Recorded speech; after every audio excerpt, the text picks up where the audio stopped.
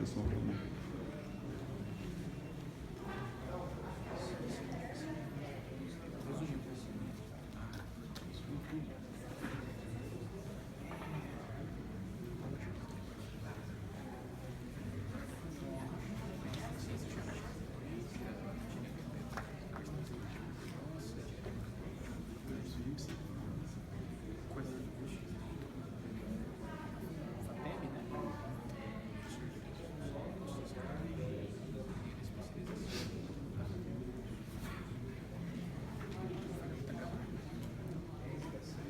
Senhoras e senhores, boa tarde a todos. Vemos muitas caras novas hoje, é um prazer muito grande receber esse público seleto aqui hoje, até porque a gente conta hoje com a presença do renomado professor René Hellmann, que é a sensação do YouTube em matéria de processo civil hoje. Antes de mais nada, eu gostaria de agradecer à diretoria da OAB de Londrina, que suportou a vinda do professor a Londrina, o Fernando Ricciardi, que dirigiu o convite do professor René, e Bruno Fuga também, são amigos particulares, e ao próprio professor René, que aceitou ter vindo aí de Ponta Grossa, Londrina, especialmente para a palestra aqui na comissão hoje. E, mais uma vez, professor, obrigado. Aos alunos, eu vejo muitos alunos aqui que tiverem interesse no certificado, porque a palestra de hoje conta hora aula, tem um custo de R$20, é só falar com a Priscila na secretaria da OAB, que ela fornece o certificado a vocês, tá bom? O professor René vai falar sobre processo civil democrático, novo paradigma, e o professor René é mestre em ciência jurídica pela UEMP, graduado em Direito pela Universidade Estadual de Ponta Grossa, foi coordenador do curso de Direito da FATEB e hoje coordena pós-graduação em Processo Civil também na FATEB, é professor de Processo Civil do SESCAG e é membro da Associação de Direito Processual, a BDPRO, e do Instituto Brasileiro de Direito Processual, que é o IBDP. É advogado, e como eu disse a vocês aí, é a sensação do YouTube, vários alunos veem, os vice-professores, depois das nossas aulas, inclusive. Então, a gente, mais uma vez, agradece a vinda e esperamos que o senhor se sinta em casa aí. Obrigado. Por favor. Boa tarde a todos. Uma satisfação voltar a Londrina, rever queridos amigos e fazer novos amigos. Fique à vontade. E uma satisfação ainda poder falar na Comissão de Direito Processual, não só com os advogados, mas falar também com os acadêmicos. Fico honrado com a presença de vocês. Bom, eu vou entrar direto no tema, sem grandes delongas, porque é um tema extenso, mas eu prometo tentar deixá-lo agradável, né? Se eu não conseguir, alguém levanta a mão e vai a qualquer coisa do gênero, para eu saber que está na hora de eu parar. Ou podem jogar tomate também, tá? A ideia é falar hoje sobre um novo paradigma do processo civil que a doutrina tem destacado, principalmente a partir agora do novo Código de Processo Civil, que é esse paradigma democrático do processo civil. Então, para resgatar, né, o processo civil ele teve algumas linhas evolutivas ao longo do tempo. É uma ciência relativamente nova, né, se for considerar, por exemplo, comparando o tanto que já se estudou a respeito de direito civil com o que já se estudou a respeito de processo civil, a gente vai perceber que o processo civil é uma disciplina muito nova, né, dentro da ciência jurídica. Então nós tivemos lá a fase sincretista do processo, em que não se estudava necessariamente o processo, porque o processo era um mero acessório do direito material, direito civil. Depois que essa fase foi superada, que se descobriu a existência do processo como disciplina e se percebeu a necessidade de se estudar os institutos processuais a fim de que eles pudessem ser aperfeiçoados, nós entramos na chamada fase autonomista, que é quando o processo passa a existir efetivamente enquanto disciplina. Nessa fase autonomista, em que o processo começou a ganhar relevo, a gente percebe uma certa fixação pelo instituto, pelo estudo, aliás, dos institutos processuais, até que se chega num ápice dessa fase autonomista, em que se dava excessiva importância para os institutos processuais e se esquecia para que os processos servem. Então, nessa busca dos doutrinadores para conferir uma certa autoridade para os institutos processuais, o que se fez foi entrar a fundo mesmo no estudo desses institutos e criou-se o que eu costumo chamar de uma tara pelo processo, e o processo passou a ser estudado e praticado como se ele fosse um fim em si mesmo. Então, os institutos processuais existiam porque existiam, e essa fase autonomista, chegando no seu ápice, não se preocupava muito com a finalidade do processo, que era a efetivação do direito material. E aí, como resposta a esse ápice da fase autonomista, surgem ideias instrumentalistas. Daí já é uma terceira fase evolutiva do processo.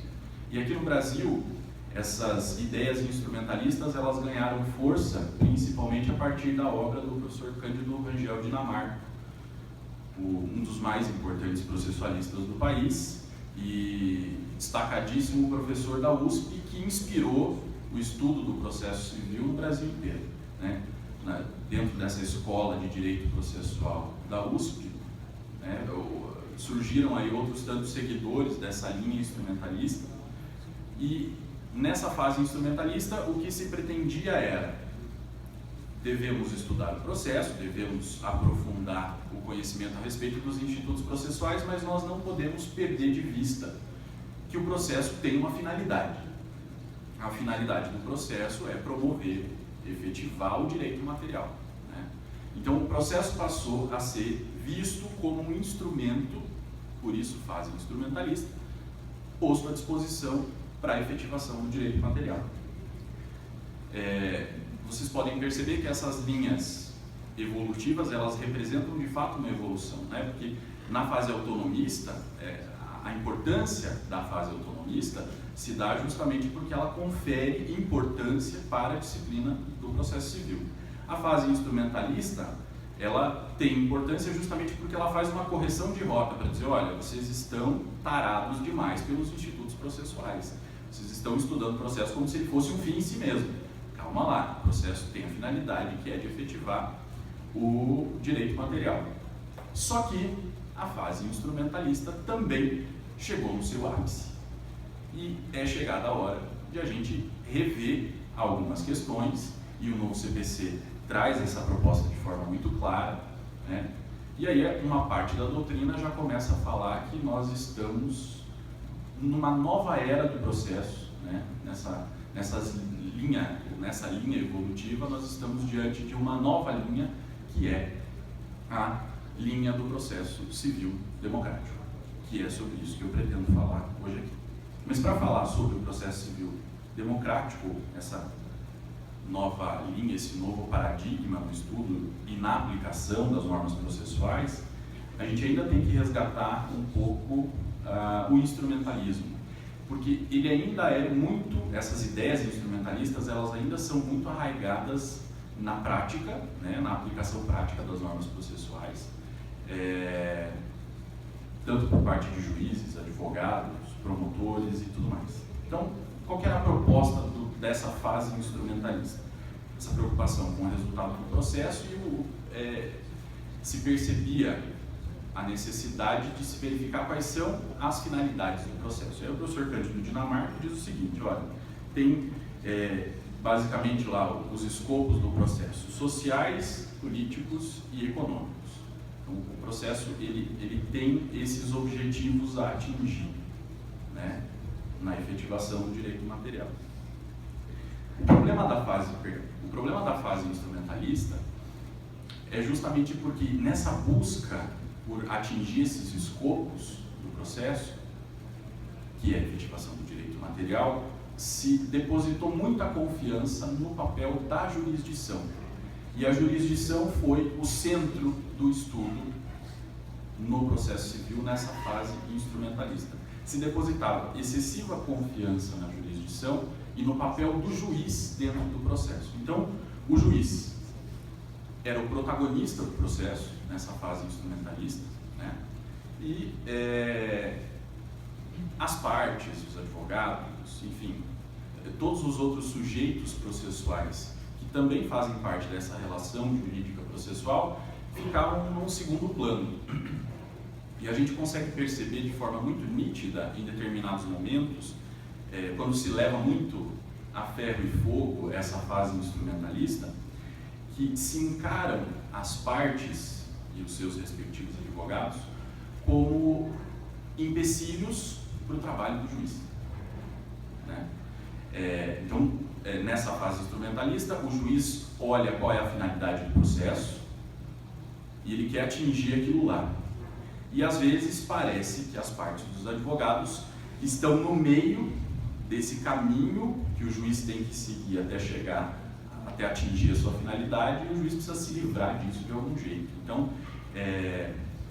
aí a gente vê decisões com um viés para cercear o direito de defesa, decisões em que se mitiga o princípio do contraditório, para dizer, eu não preciso ouvir as partes antes de decidir, porque eu já estou com a decisão na minha cabeça, e eu decido primeiro, e depois eu vou buscar argumentos para justificar a decisão que eu já tomei, não levo em consideração os argumentos trazidos pelas partes no processo, enfim. Todas essas posições assumidas na prática do processo têm essa influência da fase instrumentalista. Eu vou falar mais mal do que bem da fase instrumentalista, mas só para falar da necessidade de que ela precisa ser superada em razão dos dispositivos do novo Código. Mas eu preciso deixar claro que ela não é um grande problema, não foi um grande problema, não. Ela significou uma evolução, serviu para um determinado tempo, mas chegou um momento em que ela já não serve mais, é preciso superar e trazer novas concepções dentro do processo civil. Uma das vantagens, por exemplo, da fase instrumentalista é a ideia da instrumentalidade das formas. Então, os atos processuais, quem estuda o processo sabe disso, eles têm formalidades, né? Eles têm uma forma prevista em lei e nós devemos obedecer essa forma. Às vezes, essa forma é desobedecida, intencionalmente ou não, o ato é praticado de uma forma diferente daquela prevista na lei. E aí, essa ideia de instrumentalidade das formas é o seguinte, olha, nós podemos aproveitar o ato que foi praticado de forma viciada, desde que esse ato não prejudique as partes e desde que ele tenha atingido o seu objetivo. Isso é bom, né? Porque isso implica em economia processual, tanto de tempo quanto de dinheiro. Então, isso significa uma evolução, né, no estudo do processo. Mas nem tudo são flores nessa fase instrumentalista. E eu sempre costumo, quando eu falo disso, usar como exemplo uma decisão, e eu digo que esse é um exemplo perverso, uma decisão do STJ, um agravo regimental, relatado pelo ministro Humberto Gomes de Barros, que já é falecido, mas representa muito bem esse viés protagonista do juiz, que não dá muita atenção para aquilo que as partes trazem no processo, os argumentos que as partes trazem. E ele dizia assim nessa decisão: não me importa o que pensam os doutrinadores. Enquanto for ministro do STJ, assumo a autoridade da minha jurisdição. O pensamento daqueles que não são ministros deste tribunal importa como orientação. A eles, porém, não me submeto. Interessa conhecer a doutrina de Barbosa Moreira ou Atos Carneiro. Decido, porém, conforme minha consciência. Essa frase de decido conforme minha consciência é bem representativa dessa visão de que o juiz é dotado de poderes, às vezes, sobre-humanos, e que é na consciência dele que estarão as respostas para solucionar problemas jurídicos da prática. Então, se a lei diz o contrário, se o posicionamento dos tribunais diz o contrário, se a doutrina orienta de forma diferente, não importa. Eu decido conforme a minha consciência. Como se fosse possível localizar justiça na consciência dessa pessoa, ou dessas pessoas. E me parece ser muito antidemocrática essa visão, porque quando você autoriza que alguém decida conforme a sua própria consciência, você abre a possibilidade, nós temos aí 16 mil juízes no Brasil, você abre a possibilidade para que 16 mil consciências diferentes, com influências diferentes, digam o que é direito e o que não é direito. E me parece ser muito antidemocrático isso, né? Essa vinculação do juiz à sua própria consciência, porque nós não conseguimos controlar a consciência dele. É impossível controlar a consciência dele. E num estado que se quer democrático, você não pode imaginar que alguém possa tomar uma decisão representando o Estado, no caso concreto, para solucionar um conflito, e essa decisão parta do que ele entende ser justo, sem outras grandes limitações. O que a doutrina diz não me importa. Já que eu sou ministro do STJ, eu preciso assumir a posição de ministro do STJ e eu é que vou dizer o que é o direito. E a gente vê isso muito recorrentemente. Se você for ver sessões do STF, por exemplo, você vai ver que tem ministro que diz que decide conforme a minha ciência e a minha consciência. A minha ciência, a ciência dele, né? Nem sei se ele está se referindo à ciência do direito e se a ciência do direito é a ciência que nós estudamos. Mas a minha ciência e a minha consciência. Eu me sinto desconfortável de ficar refém da consciência do outro. E eu falo isso porque eu meço a consciência do outro pela minha. Eu não gostaria que vocês fossem julgados pela minha consciência, porque, olha, ela não é das melhores. O Flávio estava brincando com o meu sobrenome, né? Realmente. Então, uma pessoa com um sobrenome desse não é uma pessoa que, né, seja... que tenha uma consciência muito confiável, né? Então, esse é um fator que me causa desconforto e causa desconforto para um sistema que se quer democrático. Então, as críticas que se faz ao instrumentalismo é que ele quebra o equilíbrio processual, porque ele coloca o juiz nessa função de protagonista da relação e as partes e advogados como meros, às vezes até meros espectadores, né? Colaboradores ou, quando é pior, embaraçadores da atividade jurisdicional. Os caras estão aqui colocando... o réu apresenta uma contestação com 50 argumentos diferentes. Não dá para falar, né? Está gravando, desculpa. O réu apresenta lá uma contestação com 50 argumentos diferentes. Imagina. O juiz tem que responder a 50 argumentos? Vocês estão de sacanagem comigo? Como assim, pô? 50 argumentos é para criar embaraço para a atividade jurisdicional. Então nós precisamos ignorar pelo menos metade desses argumentos aqui. Nós não vamos responder. E daí já tem lá jurisprudência firmada nos tribunais superiores para dizer, olha, se o juiz se convencer com 2, 3 argumentos, é o suficiente. Ele não precisa enfrentar todos os outros se ele já achou argumento suficiente para justificar sua decisão. Mas vejam, é o ponto de vista do juiz. Eu estou convencido. Então, eu vou analisar 3 argumentos e isso me basta, porque esses 3 me convencem. Os outros não me convenceram. Aí eu não preciso nem dizer por que eles não me convenceram. Eles simplesmente não me convenceram e eu ignoro a existência deles.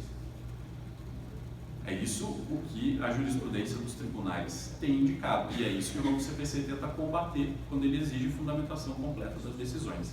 Porque isso cheira autoritarismo. Mas não é razoável que o réu traga lá uma contestação com 50 argumentos diferentes. Porque isso, inclusive, ofende o princípio da duração razoável do processo. E isso acontece muito. Porque quando eu ouço falar disso, não, é que vocês não sabem. Um dia eu ouvi isso de um juiz. Falou, olha, é porque vocês não sabem como é o nosso trabalho, como é difícil o nosso trabalho. Não, a gente imagina que seja bem difícil, porque julgar não é fácil mesmo, né?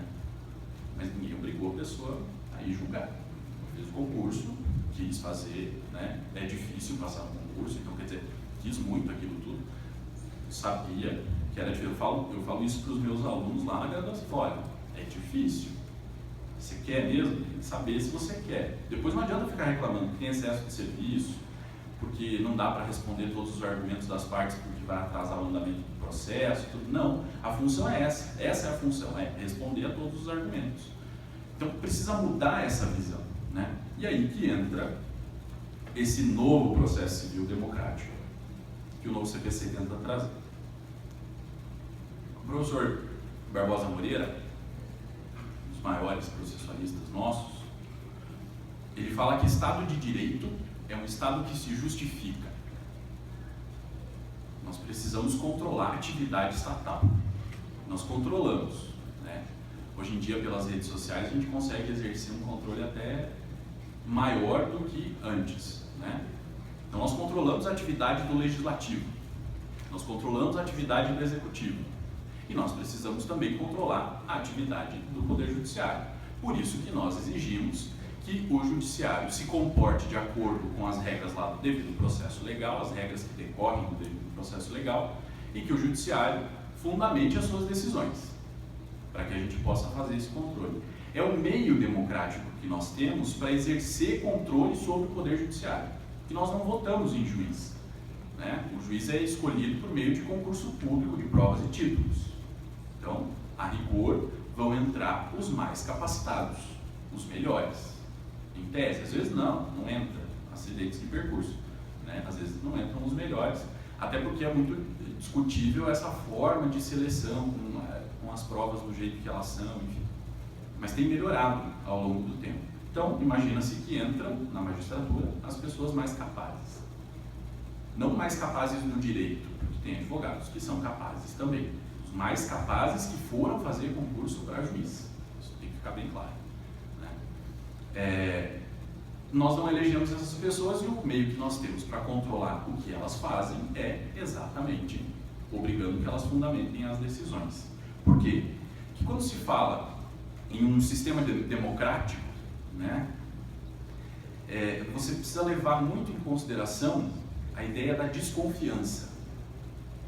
Um sistema democrático é um sistema basicamente feito para desconfiados.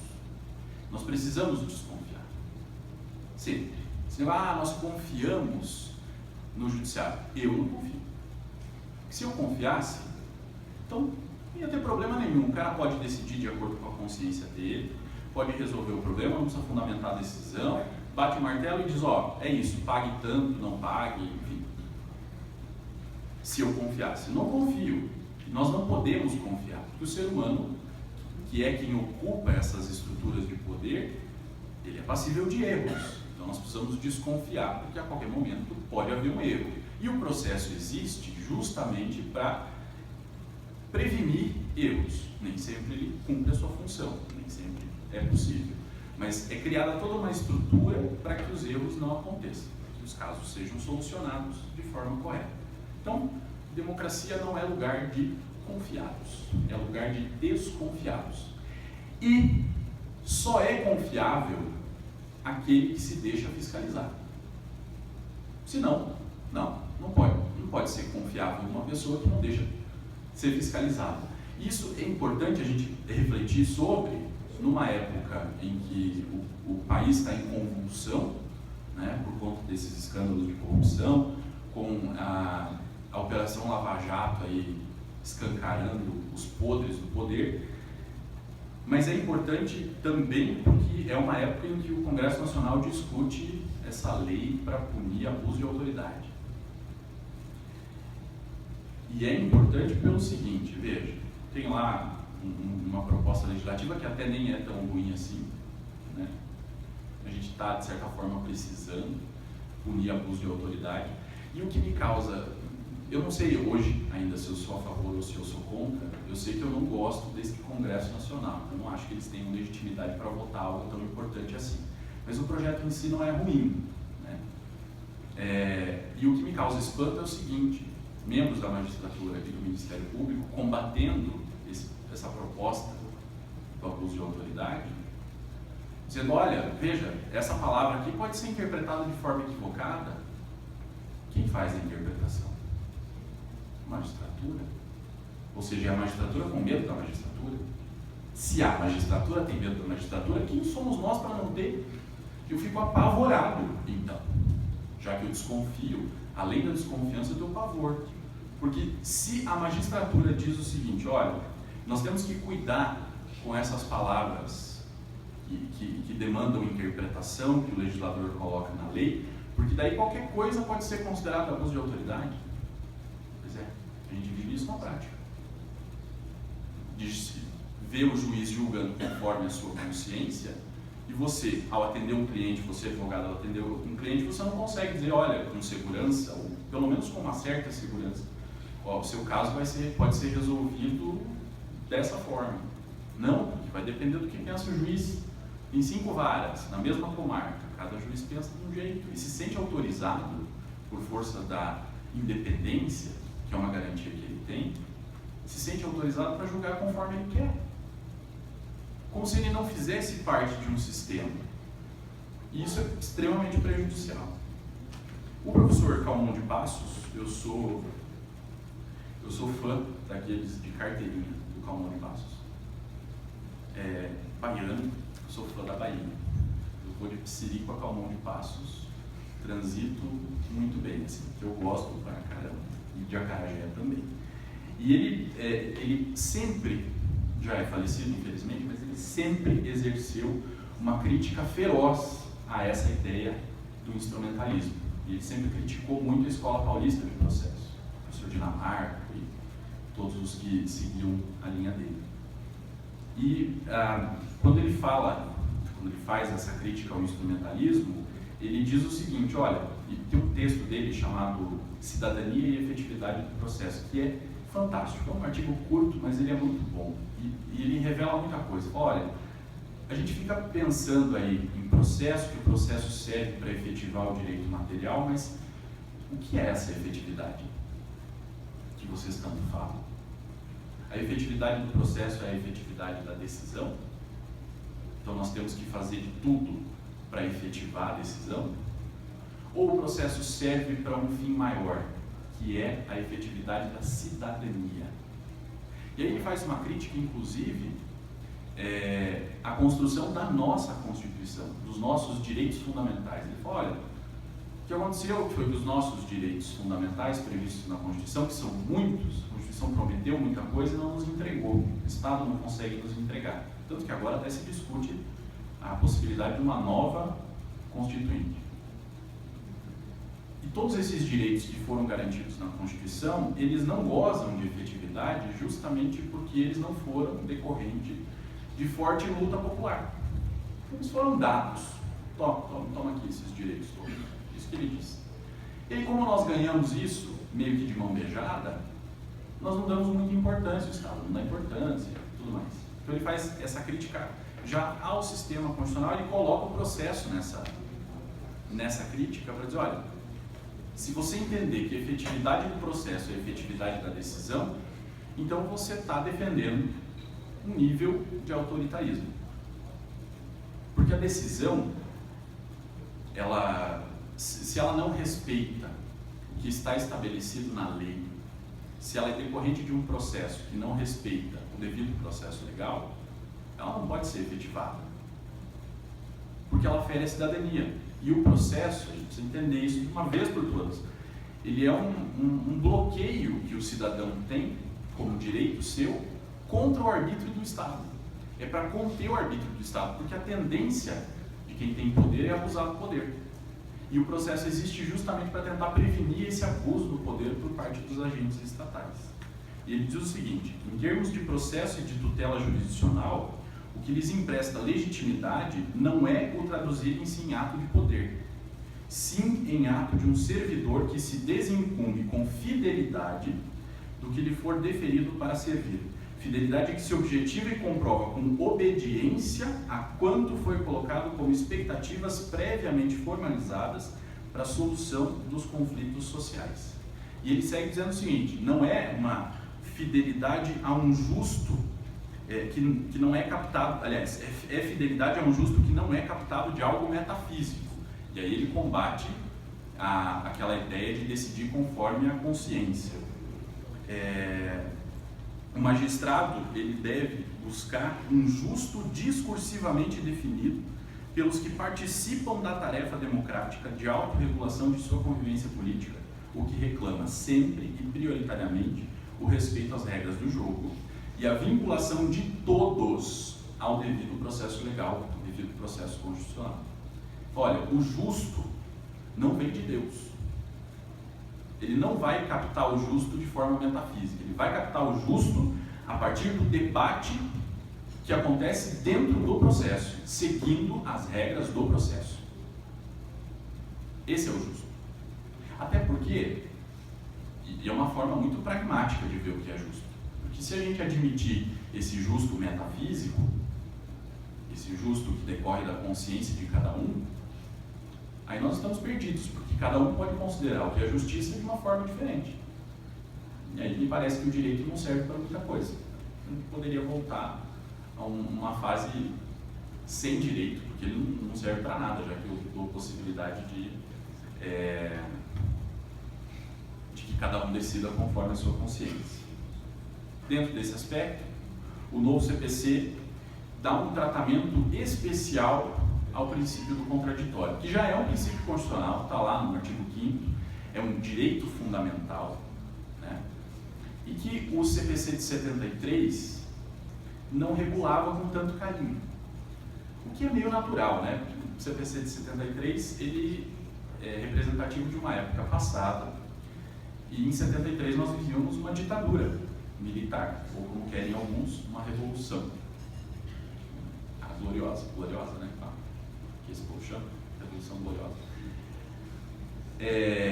Então, se você der eu nunca sei como é que faz para procurar a palavra, se é Ctrl F ou Ctrl L. Eu sempre faço os dois e uma coisa aparece lá. Se você fizer o Ctrl F ou Ctrl L na página, Ctrl o quê? F, nunca mais vou esquecer depois disso. Não vou precisar mais fazer o Ctrl L. Se você fizer isso no texto do CPC de 73, você não vai encontrar menção ao contraditório. Encontra duas menções à palavra contraditório, mas ela diz respeito lá aos embargos de declaração e diz respeito à decisão contraditória, né? Ou que contenha partes contraditórias. Mas ao contraditório, especificamente o CPC de 73 não fazia referência. Já havia contraditório, até porque na Constituição de 88 ele está previsto como direito fundamental. Mas o novo CPC, verificando isso, fala, olha, não, nós precisamos dar esse tratamento especial ao contraditório, e ele estabeleceu 3 artigos, logo no início do novo CPC, as normas fundamentais, o artigo 7º, o 9º e o 10º, que trata especificamente do contraditório. Diz assim, o 7º, é assegurada às partes paridade de tratamento em relação ao exercício de direitos e faculdades processuais, aos meios de defesa, aos ônus, aos deveres e à aplicação de sanções processuais, competindo ao juiz zelar pelo efetivo contraditório. Então, a primeira mensagem com relação ao contraditório é essa, efetivo contraditório. Eu até acho um certo exagero esse negócio de falar em efetivo contraditório, porque a mim bastaria dizer contraditório. O juiz tem que velar pelo contraditório. Porque contraditório que não é efetivo, não é contraditório. Mas o legislador resolveu escrever efetivo contraditório, e isso tem uma mensagem que precisa ser absorvida. Outro dia eu estava num debate com o professor Vicente Ataíde, lá da Federal, e eu reclamei disso aqui. Falei exatamente o que eu falei. É desnecessário esse negócio de efetivo. Ele falou, não é. Não é, porque nós precisamos frisar que o contraditório precisa ser efetivo. Isso tem uma função, ele falava. E ele me convenceu. De fato, nós precisamos reafirmar essa posição, que o contraditório precisa ser efetivo, ele não pode ser um princípio que está lá e eu uso se eu quiser. Não, o juiz tem que zelar, tem que garantir que o contraditório seja efetivo ao longo de todo o processo. Porque é ele que vai legitimar, em parte, a decisão do juiz ao final. Então, ele precisa ser efetivo. O artigo 9º diz assim, não se proferirá decisão contra uma das partes sem que ela seja previamente ouvida. Já está lá na Constituição que nós temos direito ao contraditório. A rigor não precisaria o novo CPC dizer isso, aqui que ele disse no artigo 9º. Mas é importante que ele diga, então, eu não posso proferir decisão contra uma das partes sem que ela seja previamente ouvida. Isso traz um elemento para o contraditório, que é a necessidade de as partes serem informadas do que está acontecendo no processo, de elas poderem se manifestar. Mas não é só abrir a possibilidade para que elas se manifestem a respeito. O juiz precisa se deixar influenciar por aquilo. E como que o juiz se deixa influenciar? E com essa visão moderna de contraditório, é o contraditório como influência. Como que ele se deixa influenciar? Justamente considerando os argumentos trazidos pelas partes e respondendo aos argumentos. Um juiz é influenciado pelos argumentos trazidos pelas partes, não só quando ele concorda com a tese defendida pela parte, mas quando ele discorda também. Quando ele discorda e traz um argumento melhor. Porque eu sempre digo que o exercício argumentativo é como quando você sobe uma escada. Os argumentos estão ali para você. Se você não concorda com aquele argumento, você precisa construir um argumento melhor, um argumento superior, que supere aquele argumento com o qual você não concorda. E isso é a garantia do contraditório como influência. Então, o juiz pode ter a posição jurídica dele a respeito de um determinado instituto do direito. Ok, tudo bem. Se a parte defender uma tese contrária, ele não vai concordar com aquela tese da parte, ele precisa dizer por que ele não concorda e construir um argumento melhor para aquele caso.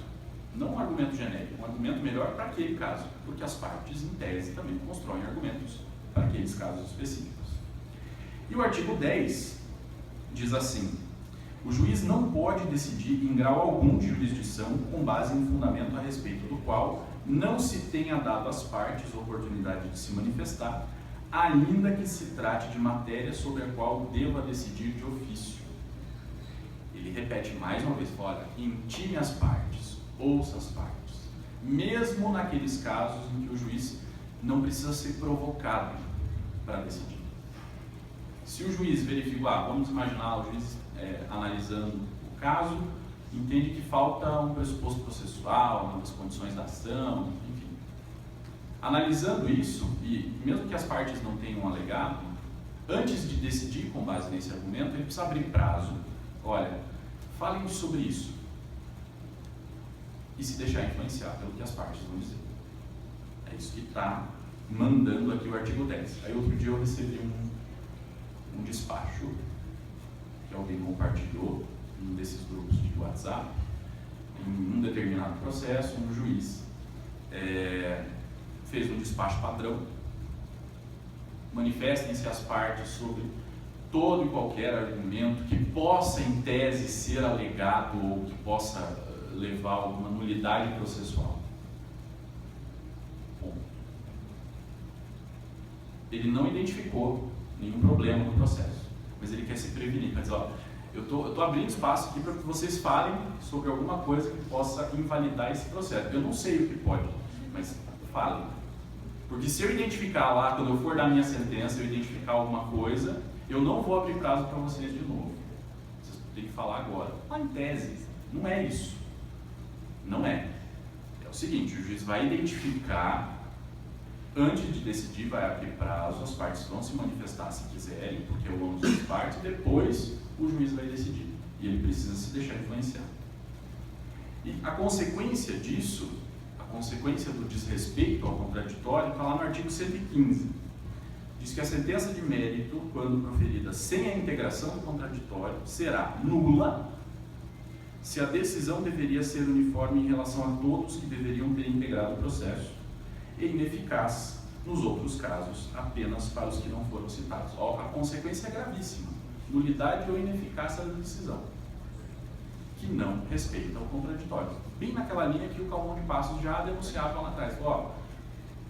A autoridade conferida à decisão judicial não é pela autoridade do juiz. A autoridade que a decisão judicial recebe é pelo fato de se ter respeitado as regras processuais e os princípios processuais. E o contraditório é um dos mais importantes nesse caso.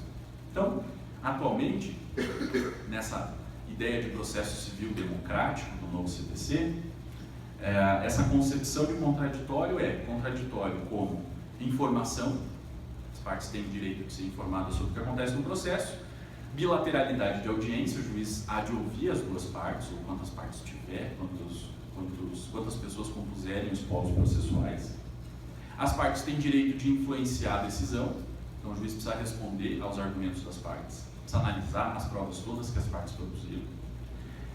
E a vedação à decisão surpresa, que é aquela decisão tomada com base em argumento que não foi discutido durante o processo. Está proibido. Primeiro precisa discutir, depois decide. Então tem que haver uma efetiva comunicação entre os sujeitos processuais. Além disso, o novo CPC tenta implementar o que a doutrina chama de um modelo comparticipativo. E quem fala isso são os autores, principalmente da Escola Mineira de Processos, Humberto Teodoro Júnior, professor Jerry Nunes, que tem obras muito boas a respeito do assunto, desse viés processual democrático. Esse modelo comparticipativo, então, num combate ao que se pensava antes na fase instrumentalista, ele propõe o policentrismo processual. O juiz não pode mais ser o protagonista. Todo mundo protagoniza, não só o juiz. Então, todos devem, aí o novo CPC fala em cooperação, todos devem cooperar para que se chegue a uma decisão de mérito justa e efetiva. Esse é o comando. E se fala nessa comparticipação justamente para dizer, olha, há uma interdependência entre os sujeitos processuais. O juiz depende do que as partes levam para ele. E as partes dependem necessariamente da decisão, óbvio. Elas estão lá para resolver aquele conflito, né? E aí, esse modelo policêntrico, ele supera tanto aquela fase do liberalismo processual, em que se entendia que o juiz era um mero espectador, e ele iria atuar só se fosse para corrigir algum problema, mas as partes tinham a incumbência lá de produzir as provas e tudo mais para convencer o juiz. E supera inclusive aquela ideia de socialização processual, que colocava o juiz num patamar superior, né? Enquanto nesse modelo liberal do processo as partes eram as protagonistas e o juiz um mero espectador, nessa ideia de socialização do processo o juiz era o protagonista, perseguindo os fins do processo, e as partes eram meio coadjuvantes. Nós não temos mais isso. Esse modelo comparticipativo coloca todo mundo no mesmo nível. Diz para todo mundo, olha, vocês precisam colaborar entre si para atingir uma decisão de mérito justo. E quando fala em colaboração, obviamente que não fala que autor e réu vão sair de mãos dadas pela floresta distribuindo migalhas para os passarinhos. Não é isso. Nós temos um conflito de interesses e esse conflito vai ser resolvido naquele processo, né? Então, quando se fala em colaboração ou cooperação, não se fala em Ursinho Carinhoso, Mundo Encantado, Alice, não. Se admite que há um conflito de interesses, que aquelas pessoas estão discutindo sobre um direito que as duas querem, né? Mas que elas precisam colaborar entre si para que o processo atinja o melhor resultado possível. E o juiz, principalmente, precisa colaborar mais. Aí tem alguns deveres que decorrem desse modelo comparticipativo de processo. Primeiro é o dever de esclarecimento. O juiz precisa, antes de decidir, se esclarecer. Não convém que o juiz decida com dúvida. E se ele decidir com dúvida, uma das partes vai ser prejudicada, aquela que tinha o ônus de tirar essa dúvida do juiz. Mas se eu não sei que o juiz está em dúvida, como é que eu vou tirar essa dúvida dele? Então tem para ele um dever de esclarecimento. Se ele precisar tirar dúvida a respeito de algum fato, de alguma coisa que está escrita na petição que ele não entendeu, ele tem o dever de intimar a parte e falar, olha, eu não entendi isso aqui, explique. O dever de intimar a parte, chamar ela para uma audiência e se esclarecer a respeito de eventuais dúvidas que ele tem. Ok? Além disso, esse dever de esclarecimento exige que o juiz, ao decidir, fundamente de forma completa a sua decisão e explique o seu posicionamento. Quando ele fundamenta na decisão, ele está esclarecendo as partes do porquê que ele decidiu daquele jeito. Ainda tem o dever de prevenção do juiz. Se ele percebe que tem uma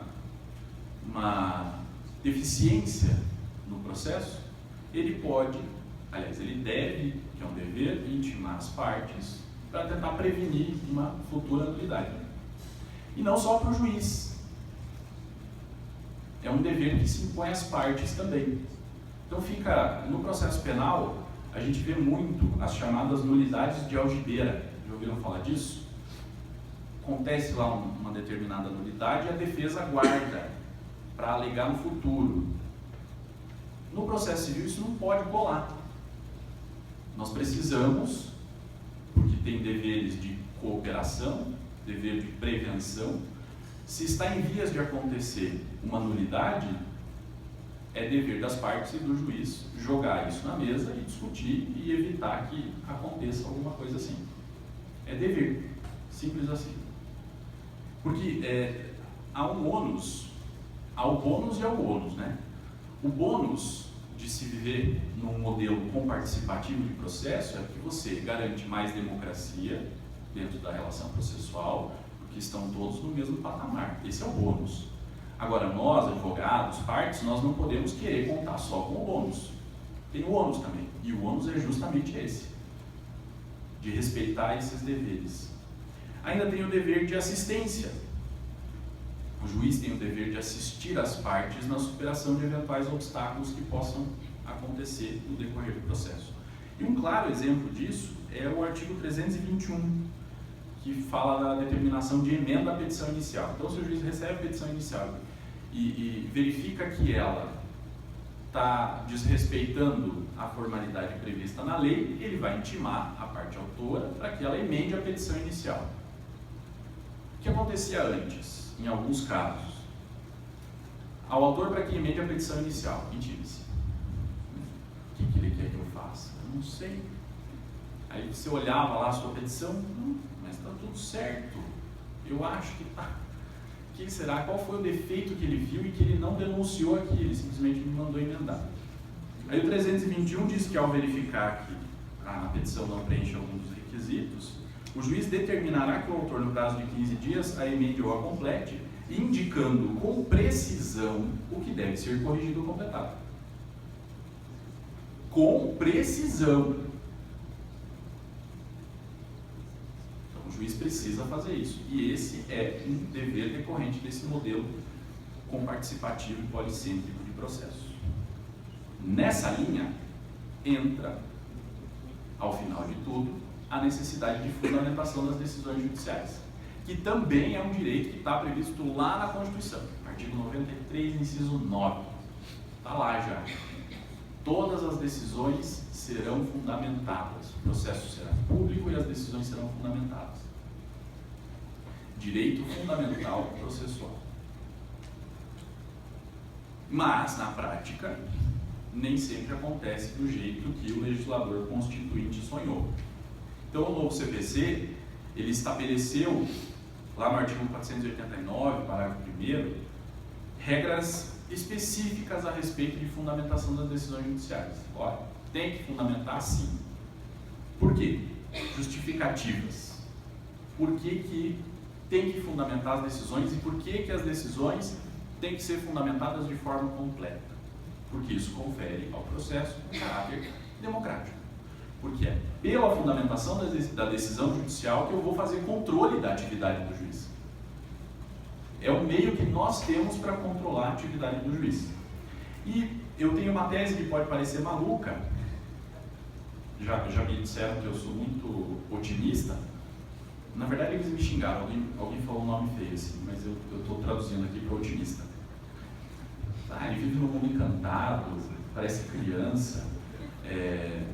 Assistiu um filminho encantado do novo CPC e está acreditando que vai resolver todos os problemas do mundo. Não acredito que o novo CPC resolva os problemas do mundo, mas essas exigências de fundamentação completa, me parece que, se forem levadas a sério no futuro, a tendência é que, além da necessária democratização do processo, vai haver uma redução do número de processos. e vai haver uma redução do número de recursos, o que vai levar a uma redução do tempo do processo. E isso me parece muito lógico, por quê? Porque é muito difícil você recorrer de uma decisão boa, mesmo que você não concorde com a decisão. Mas se o juiz derrubou todos os teus argumentos, mostrou que as tuas provas não serviram para nada, é muito difícil você derrubar essa decisão. Então você pode até recorrer, se você conseguir construir argumentos, mas a tendência é que o número de recursos diminua quando as decisões forem melhores, mais bem acabadas, certo? Isso vai reduzir, no final das contas, inclusive o número de processos. O problema do judiciário é que ele está soberbado. É verdade, tem muitas ações em trâmite. Só que boa parte dessa quantidade, ela é decorrente justamente da insegurança jurídica. Eu nunca consigo prever como o judiciário vai se comportar diante do caso. E os advogados vão ter inúmeros exemplos de processos parecidos, às vezes pessoas que até se conhecem, os clientes se conhecem, entram com ações parecidas, pedindo praticamente a mesma coisa, um ganha e o outro não. E aí como é que você explica? Como é que você consegue dizer que vive num país democrático se você autoriza que o Poder Judiciário trate de forma diversa dois casos similares? Só porque um juiz entende uma coisa e o outro juiz entende outra? Então essa insegurança, ela gera um maior número de ações, sem sombra de dúvidas. E quando as decisões forem bem fundamentadas, um dos fatores é que isso vai levar à melhoria da qualidade das decisões e talvez essas decisões sejam mais acertadas. O artigo 489, lá no parágrafo 1º, ele diz assim: não se considera fundamentada qualquer decisão judicial, seja ela interlocutória, sentença ou acórdão, que se limitar à indicação, à reprodução ou à paráfrase de ato normativo sem explicar sua relação com a causa ou a questão decidida. Eu acho isso uma das coisas mais bonitas do mundo. Então, não pode mais o magistrado, na sua decisão, copiar o artigo de lei, conforme artigo tal, 2 pontos, pá, decida. Como assim? Precisa interpretar o texto legal, porque a norma, ela é gerada a partir da interpretação do texto legal, então precisa ser interpretado. E nós vamos descobrir como o juiz interpretou aquele texto a partir da sua fundamentação. Se ele só copia e cola, ou faz uma paráfrase daquele texto normativo, nós não vamos saber que exercício interpretativo que ele fez lá dentro da sua consciência para chegar àquela conclusão. Só que, se nós vivemos num modelo comparticipativo, os juízes estão no mesmo patamar que as partes, todo mundo deve colaborar. Se o juiz tem o dever de fundamentar de forma completa e ele não pode se limitar só a indicar o artigo de lei, ou copiar o artigo de lei, ou parafrasear o artigo de lei, as partes também não podem nas suas petições. Não está no novo CPC isso aqui, mas me parece que é um raciocínio muito lógico esse. Se a petição inicial, todo professor de processo fala isso, a petição inicial é o projeto da sentença. Barbosa Moreira, que disse isso pela primeira vez, se eu não me engano. A contestação é um outro projeto de sentença. Se a petição e a petição inicial e a contestação são projetos de sentença, se eu estou dando elementos para que o juiz julgue de acordo com o meu entendimento naquele caso, eu tenho que fazer a minha petição de acordo com o juiz faz a sentença dele. Então eu não posso, no papel de advogado, exigir que o juiz fundamente de forma completa as decisões judiciais se as minhas petições estão recheadas de copia e cola de artigo de lei sem interpretação. Mas o texto é claro. Se o texto for claro, ele não demanda interpretação. Hoje em dia, essa ideia de que o texto é claro é bem esquisita. Porque todo texto vai demandar interpretação. Matar alguém, artigo 121. do Código Penal. Vamos sujar um pouco a mão. Falar em penal. Matar alguém. Precisa interpretar. 2 palavras. O que é matar? Quando você responde o que é matar, você interpreta. O que é alguém? Uma pessoa, física ou jurídica? Física. Quando você faz esse exercício, você está fazendo um exercício interpretativo. Então, o texto não é claro por si. O que pode ser que seja mais fácil interpretar um texto ou outro, e mais difícil interpretar outro texto. Eles vão demandar sempre interpretação. O inciso 2º do parágrafo 1º do 489 diz que não vai ser considerada fundamentada a decisão que empregar conceitos jurídicos indeterminados sem explicar o motivo concreto da sua incidência no caso. Então nós temos na legislação inúmeros conceitos indeterminados. E é assim porque o texto legal não consegue prever todas as possibilidades da vida real. Então tem que ter conceito indeterminado, cláusula aberta, aquela coisa toda. Isso quer dizer que na hora do juiz decidir se ele vai invocar lá um conceito jurídico indeterminado, ele precisa mostrar de que forma que aquele conceito se aplica no caso concreto. Se o juiz tem que fazer isso, as partes também têm que fazer. O inciso 3º é bom, bem bom. Invocar motivos que se prestariam a justificar qualquer outra decisão. Ausentes os requisitos, indefira a antecipação tutelar. Ponto. Quem é advogado já viu muito disso, né?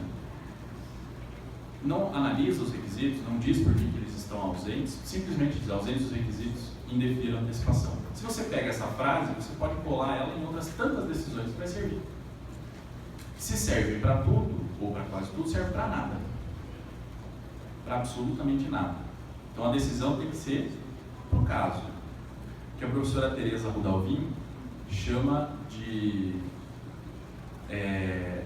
a morte da decisão pretinho básico. Então você usa para tudo? Não. Agora, a decisão é um produto artesanal. Então você não compra mais a sua decisão na Renner. Você quer adquirir o seu Valentino, feito para você. O seu terno Gucci, feito para você. Né? Essa é a ideia dessa nova decisão judicial. Agora, se a decisão é assim, se eu quero que o juiz dê uma decisão pro caso e não fique usando motivos que se prestariam a justificar qualquer outra decisão, eu também tenho que apresentar argumentos pro caso. Quem é advogado já viu contestação de grandes empresas, por exemplo, naqueles escritórios que produzem como se estivessem numa linha de produção, tem lá a contestação pronta. Um monte de argumento, um monte de alegação que às vezes nem diz respeito àquele processo. Mas tem lá um padrão, o estagiário muda o nome das partes, o número dos autos, faz um resumo dos fatos daquele processo e protocola a petição. Isso também tem que acabar. Se eu quero que o juiz dê uma decisão para o meu caso, eu tenho que apresentar posições, eu tenho que apresentar manifestações para o meu caso. Inciso 4. Não enfrentar todos os argumentos deduzidos no processo capazes de, em tese, infirmar a conclusão adotada pelo julgador. Então tem que analisar todos os argumentos que possam derrubar aquela decisão. Ainda o novo CPC deu uma margem para a discricionariedade do juiz. Ele pode, de certa forma, escolher quais são os argumentos que poderiam ou não derrubar a sua decisão. Olha, esse aqui... O ideal seria que o novo CPC dissesse, ele tem que responder a todos os argumentos. Às vezes, não, mas lembra daquela contestação, daquela grande empresa, com 50 argumentos, e 48 deles não dizem respeito ao caso? Você quer que o juiz responda um por um mesmo, não dizendo respeito ao caso? Quero. Por quê? É simples. Então, o argumento é impertinente. Bom, tem que dizer isso. O argumento não diz respeito ao que está sendo discutido no processo. O que não pode é ignorar o argumento. Porque se o juiz ignora, eu não sei se ele foi influenciado pelo argumento. Quando o juiz diz o argumento é impertinente, ele foi influenciado pelo argumento. Ou seja, ele tomou contato com aquele ele fez contato com aquele argumento. E ele se convenceu que aquele argumento não dizia respeito ao que estava discutindo naquele processo. Mas houve uma reação da magistratura forte com relação a isso. Quando o texto do novo CPC foi para a sanção presidencial, na época, as 3 grandes entidades de classe dos magistrados, a AMB, a AJUF, dos juízes federais, e a ANAMATA, dos magistrados do trabalho, enviaram ofícios para a presidência da República pedindo veto ao artigo 489, parágrafo 1º. Isso é loucura, vocês querem que a gente responda a todos os argumentos. Isso é loucura. Até porque o STJ e o STF já haviam firmado o entendimento de que não precisava responder a todos os argumentos. E o mais legal de tudo foi o seguinte: depois que o novo CPC entrou em vigor, chegou ao STJ uma discussão a respeito de fundamentação da decisão. O que o STJ disse? O novo CPC veio confirmar a jurisprudência consolidada do tribunal, para dizer que o juiz não precisa responder a todos os argumentos. Veja, o novo CPC justamente vai de encontro, é contrário ao que a forma como o STJ se posicionava sobre o assunto. Mas daí na interpretação eu digo que azul é verde, então não precisa responder a todos os argumentos. As pessoas gostam de falar em golpe, esse eu considero um legítimo golpe. Um legítimo que eu digo, legítimo no sentido de golpe, um verdadeiro golpe. A lei diz uma coisa, contrária à jurisprudência do tribunal, a lei entra em vigor e o tribunal diz: olha, a lei concorda comigo. Mas não concorda, é mentira. Mas eu quero que concorde, então vai ser assim. Tribunal responsável por dar a última interpretação sobre legislação infraconstitucional. Inciso 5. Não vai ser considerada fundamentada se a decisão se limitar a invocar precedente ou enunciado de súmula sem identificar seus fundamentos determinantes nem demonstrar que o caso sob julgamento se ajusta àqueles fundamentos. Sabe aquela coisa? Quem é estagiário aqui sabe. O doutor mandou fazer uma pesquisa. Aí você vai fazer pesquisa de jurisprudência. Você digita lá a palavra que você quer, a expressão que você quer localizar, você acha uma lista de julgados. Aí você começa a ler as emendas para ver se ela serve para você. Qual que é a nossa praxe?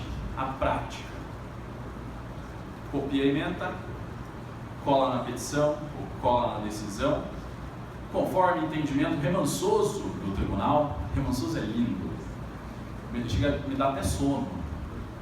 Remansoso. 2 pontos, aí cola assim, 789 emendas.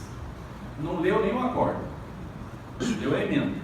E se vocês forem ver, tem emendas que às vezes nem dizem respeito ao que consta do acordo, então ao contrário. Aí você fala: pô, o ministro errou. Não, foi um estagiário que errou, não foi o ministro. O ministro nunca erra. Então não dá para fazer isso? Não dá.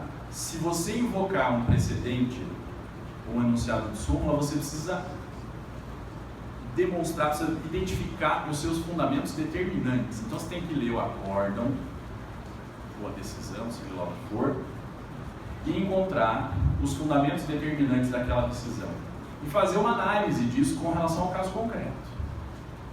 Mostrar, naquele caso aconteceram tais fatos e foram usados tais argumentos para solucionar aquela situação.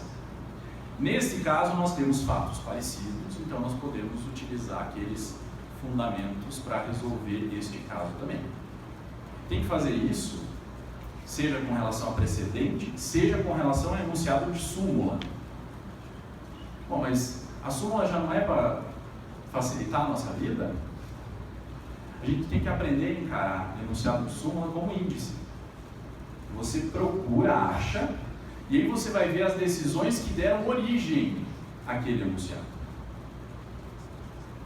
Isso é fundamental. Não pode simplesmente copiar e colar o enunciado de súmula como se ele fosse resolver o problema. Ele não resolve, ele é texto só. Esse texto precisa ser interpretado. Vai interpretar descobrindo os fundamentos determinantes. E olha, tem determinados enunciados de súmula que, se você for fazer uma análise aprofundada das decisões que deram origem, você vai perceber que o texto do enunciado não condiz com as decisões que geraram o enunciado. Outro golpe. Aí, se a gente só lê o enunciado e encara o enunciado como se fosse um produto perfeito e acabado, nós podemos ter uma aplicação equivocada do direito. Tem uma pesquisa, uma dissertação de mestrado lá de Bauru, de uma mestre de lá, que se chama Sumulatria. O título da dissertação dela. E ela fez justamente essa análise de enunciados de súmulas do STJ, comparando com as decisões que deram origem. E aí, no trabalho, ela mostra alguns enunciados de súmula que não condizem com as decisões. Então, por isso precisa fazer análise dos fundamentos determinantes. E o 6 diz que você não pode fundamentar a sua decisão deixando de seguir enunciado de súmula, jurisprudência ou precedente, invocado pela parte, sem demonstrar a existência de distinção no caso de julgamento ou a superação do entendimento. Então, se a parte invocou um determinado precedente, o juiz precisa analisar aquele precedente. Ele é obrigado a aplicar aquele precedente? Não necessariamente. Se ele percebe que os fundamentos determinantes daquele precedente não podem ser aplicados no caso que ele está julgando, ele pode afastar a aplicação do precedente. Ele precisa fazer essa análise. Aquele caso concreto era diverso deste caso concreto, então não tem como a gente aplicar aquela solução lá a este caso aqui. O juiz precisa fazer isso. Não é simplesmente não se aplica o entendimento. Isso não pode. Então, assim como ele tem que buscar os fundamentos determinantes dos precedentes que ele quer utilizar, ele tem que fazer análise dos fundamentos determinantes do precedente que ele não quer utilizar. E ler ementa não é descobrir fundamento determinante de precedente. A gente tem que qualificar um pouco mais o debate e ir no acórdão para entender o que ele diz. Essas regras todas, obviamente que são regras exemplificativas, o legislador falou, olha, isso aqui se considera não fundamentada a decisão, vocês não podem fazer isso. Pode ser que outros casos surjam na prática, similares a esses aqui, em que a decisão também não seja considerada fundamentada, ok? E é importante a gente entender esses comandos do legislador, justamente se a gente quiser que o processo civil seja encarado como um ramo do direito democrático, de fato. Então o juiz precisa fazer essa análise. Se o juiz precisa, mais uma vez dizendo, os advogados precisam também. Então eu vou fazer o copia e cola de emendas e eu quero que o juiz analise o fundamento determinante ou os fundamentos determinantes. Não faz o menor sentido. Até porque, quando a gente descobrir as vantagens de fazer uma análise aprofundada de julgados, nós vamos perceber que vale muito mais a pena, às vezes, você utilizar um julgado como paradigma, um precedente, e analisar ele a fundo na sua petição, mostrando por que ele deve ser aplicado no seu caso, por que aquela conclusão pode ser transposta para o caso também, do que ficar copiando 1 milhão de emendas para dizer, olha, o entendimento dos tribunais é assim. Até porque, se for fazer pesquisa, do jeito que a decisão judicial no Brasil é desvalorizada, você vai encontrar entendimento de todo jeito. Teoria A, teoria B, teoria mista. A, B, mista. É sempre assim. Por quê? Decide conforme quer e decide daquele jeito mesmo, sem grandes amarras. Agora, se você pega um precedente muito bem construído, uma decisão judicial muito bem feita, e você percebe que aquela decisão resolveu um caso parecido com o seu, e você faz uma análise disso na petição, você força o juiz a analisar aquele caso. Então você tem um poder de influência sobre o juiz muito maior do que só ficar copiando e colando ementa ou copiando e colando enunciado de súmula. Então, o novo CPC, nesse modelo democrático, ele estabelece essas regras de integridade e coerência. Está lá no artigo 926. Diz que os tribunais devem manter jurisprudência estável, íntegra e coerente. Dentro daquela ideia do working, de decisão íntegra e coerente. Então, o juiz precisa dialogar com as partes, e dialogar com as partes significa responder os argumentos. E ele precisa entender que o sistema judicial decide de um jeito, né? Então, a opinião pessoal dele é irrelevante. A consciência dele é irrelevante. Ele pode não concordar. Eu já vi que um amigo meu juiz falou, olha, eu não gosto do 489.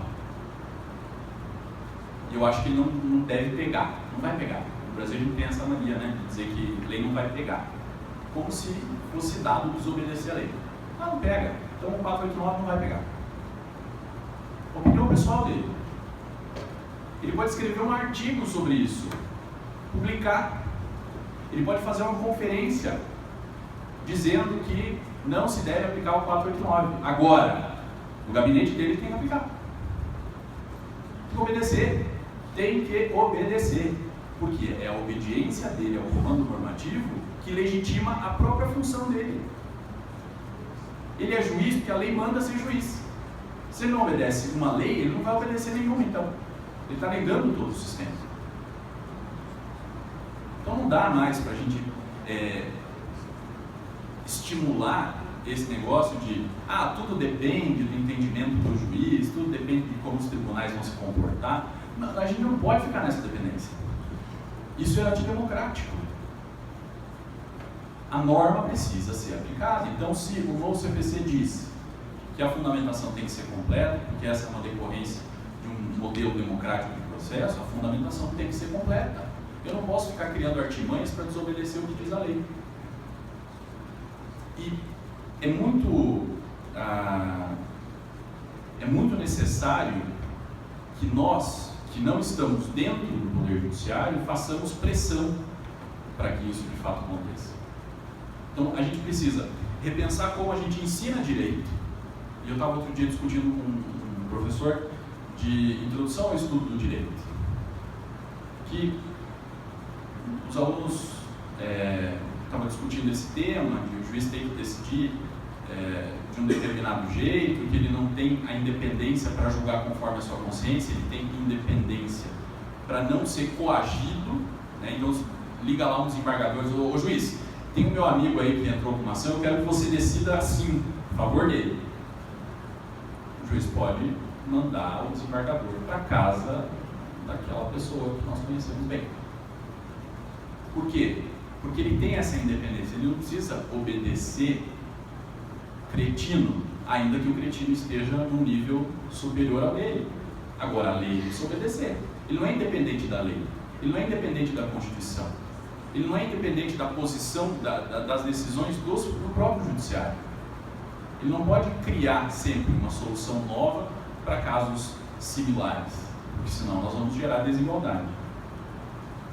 Então, eu conversava com esse meu colega, professor de introdução ao estudo do direito, porque os alunos a gente estava discutindo isso e os alunos, olha, o professor fulano lá, que não era ele, era outro, falou que tudo em direito depende do entendimento daquele que está interpretando.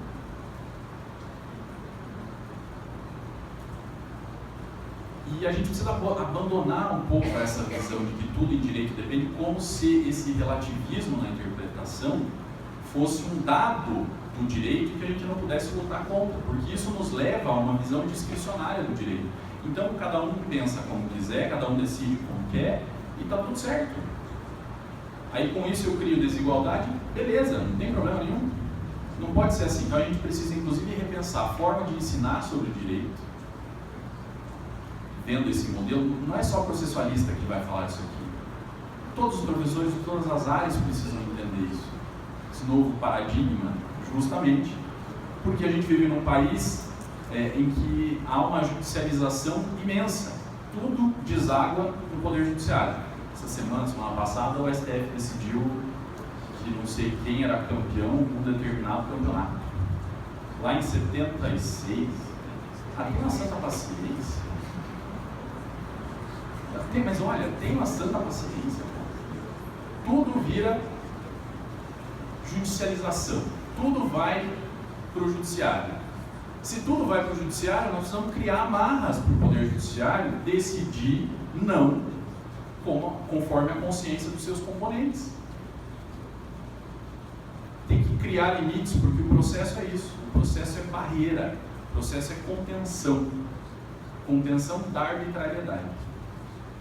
Quando nós conseguirmos conter a arbitrariedade, nós temos um processo democrático. E aquela história, se o indivíduo que maneja o instrumento processual está reclamando da lei, quer dizer que a lei está cumprindo um papel muito bom, porque ela está contendo a arbitrariedade. Porque seria, todo mundo aqui gosta de decidir fácil na vida. Quem tem filho? Pai, não é isso? Não. Pai, não é isso? Não. Por quê? Porque não. É fácil. Você não precisar argumentar para justificar a sua decisão. Mas o processo não é isso. O processo não é uma relação de pai e filho. Até porque nem toda relação de pai e filho é democrática, ou precisa ser. Agora, o processo é uma relação democrática. Então, o juiz pode dizer que não, mas ele tem que dizer por que não. E não dizer por que não. Tem que dizer os porquês do não. E não o porquê não. O porquê não é a resposta. Os porquês do não que são. E esses porquês precisam ficar claros se nós quisermos viver num modelo democrático de direito.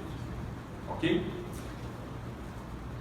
Eu acho que eu já falei demais, eu nem sei a quanto tempo que eu estou falando, então eu vou encerrar por aqui antes que alguém caia desfalecido dormindo na minha frente aqui e eu comece a chorar chateado. Agradeço.